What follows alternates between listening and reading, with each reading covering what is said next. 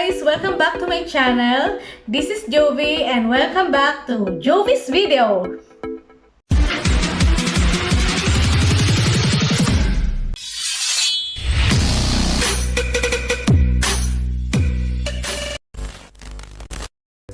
Ayun, so guys, for today's video, sasabihin ko sa inyo kung ano-ano ba yung mga requirements na dapat nyo i-provide bago kayo mag-apply sa mga agencies dyan sa Pilipinas papunta dito sa Czech Republic.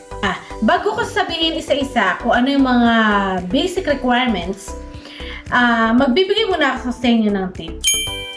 Dapat alamin mo muna sa sarili mo kung ano yung posisyon na gusto mong applyan. So, eto na.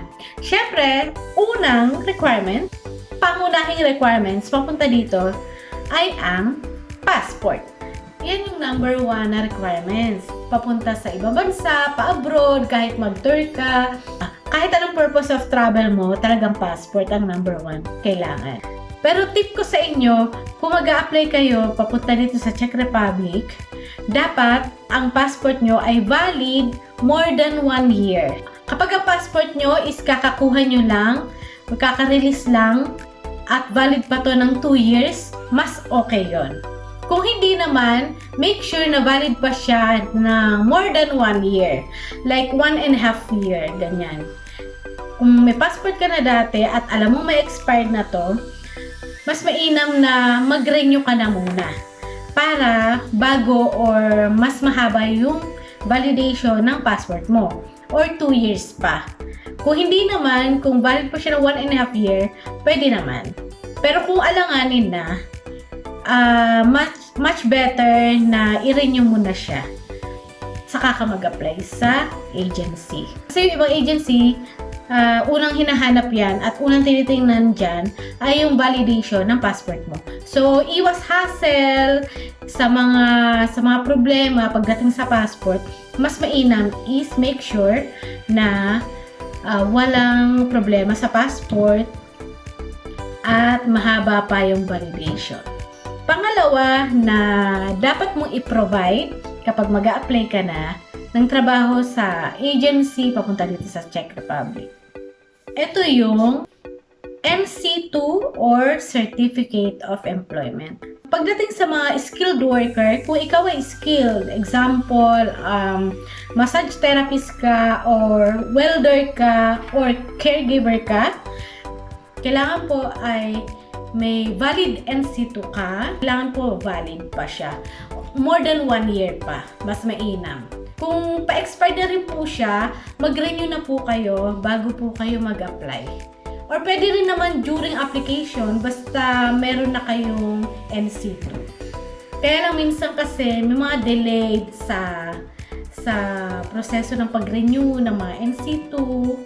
So, much better na kung may balak po kayo mag-abroad, i-renew nyo na kailangan bago pa yung inyong mga NC2 mga requirements. So, yun po. Certificate of Employment naman, kasi yung ibang work na hindi skilled like cleaner or factory workers, mga ganyan, or mga farmers, minsan po hindi naman hinihingan ng NC2. Ang hinihingi po sa kanila ay mga Certificate of Employment. Kasi hinahanap din yung experience, ganyan. Proof po yan na may alam ka doon sa trabaho na gagawin mo. So, kailangan meron ka na nun or alam mo sa sarili mo, madali ka lang makakakuha nun from your previous company or sa current company mo. Kailangan po ay makapag-provide ka nun. So, kailangan nyo ng proof para ma-qualified kayo sa isang job offer. So, isa pang requirements na dapat mo i-provide ay ang NBI. Yes, criminal record po. Ang NBI dapat po not longer 6 months po. So, as much as possible, madali lang naman sa atin kumuha ng NBI. Minsan 5 minutes lang, kung may hint ka 1 week, ganyan. So, actually, madali lang po siya i-provide. Ito yung mga requirements na usually pino-provide natin pag mag-a-apply po tayo sa mga agencies or papunta abroad. Lalo na po dito sa Czech Republic. Disclaimer lang po, ito ay based sa aking experience. Addition ko lang sa information Sa NC2 at NBI po, usually, tinatranslate po yan into Czech language. During the process na po yan, sasabihin naman po yan sa inyo ng mga agency. So, yun po yung mga requirements na ipoprovide natin kapag mag-a-apply tayo ng trabaho dito sa Czech Republic. Bukod po doon, may mga requirements pa na pinoprovide or sinasubmit. So, ano-ano nga ba yung mga additional requirements? Ito po yung mga requirements na hindi manggagaling sa inyo or hindi basta kayo yung mag-provide. Kasama to sa mga requirements na isasubmit nyo sa pagkuha ng visa, pero manggagaling na po ito sa inyong mga sponsor, sa inyong employer, or sa tulong din po ng agency. So, ano-ano yun? So, kailangan nyo ng contract. Siyempre, may purpose of stay po tayo at mag-work tayo sa Czech Republic or sa abroad. So, kailangan nyo po ng contract. Actually, main requirement siya. Kaya lang, hindi nga sa atin manggagaling yun. Manggagaling na yun sa side ng employer. So, sa contract po, siyempre, sa agency, doon na kayo magpipirma, papakita sa inyo kung ano yung mga job offer sa inyo. Naka-include na doon yung how much salary nyo, syempre andun na lahat yung kasunduan nyo about sa salary, about sa days of holidays, and accommodation nyo. So, lahat dun makikita nyo sa contract.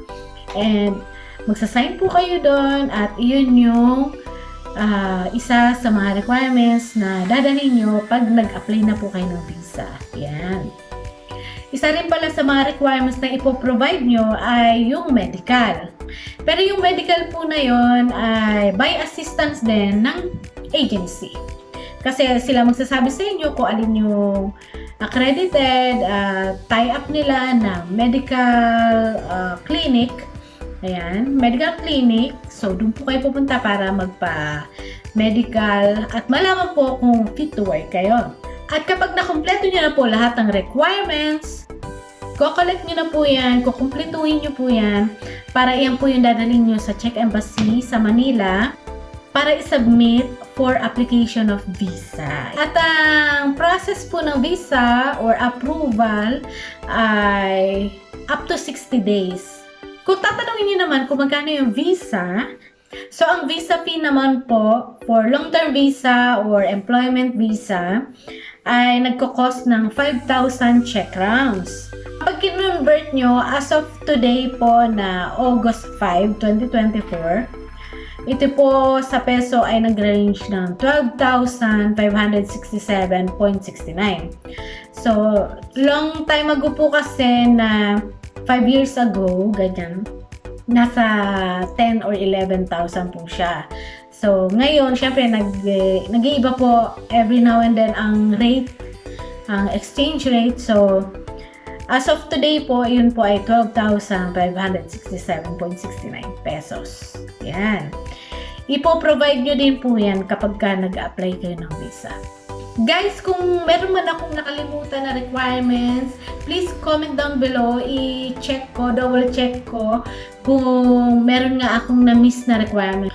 So, review lang natin yung mga requirements na dapat meron tayo at dapat nating i-provide pag mag-apply na tayo sa agency papunta dito sa Czech Republic. Ayan, passport, NC2 or Certificate of Employment or school credentials, kasama na rin yan kapag ka hindi skill. Ayan. At NBI. Ayan. Yan yung mga pinoprovide talaga natin. Yung mga requirements naman na sinabi ko nga na pinoprovide din natin pero by the help na ng agency or from employer. Ito na yung medical, contract, mga translation ng documents mo, at visa fee. Kung may mga nakalimutan man ako or hindi ko nabanggit dito sa video na to, pwede nyo po i-comment and then i-double check ko baka may nakalimutan ako, na-miss akong requirements, ganyan. At kung may mga question man kayo, ay comment down below nyo lang po. So, thank you guys. Sana nakatulong tong information na to. And see you next time. Bye-bye!